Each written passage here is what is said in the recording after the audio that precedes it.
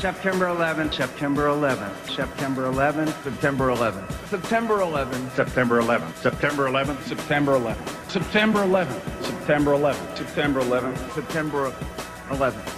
September 11th. September 11th. September the 11th. September the 11th. Evil killers, Taliban, Al-Qaeda, Osama bin Laden. War and danger. Weapons of mass destruction. Terror. Terrorism. Terrorism. Terrorism. Terrorism.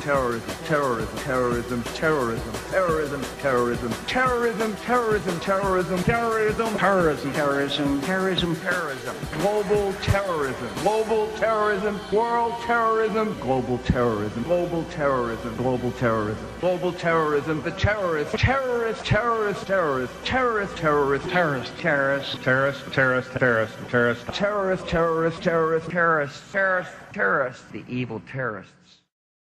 Terrorism. The words are hypnotically repeated. Terrorism, terrorist, terrorist threat, and of course, believed to be linked to Al-Qaeda. But it's the so-called war on terrorism that's in our faces practically 24/7 as the inescapable focus of our existence. One day, our grandchildren will look back on this time and ask, how was the war on terror won?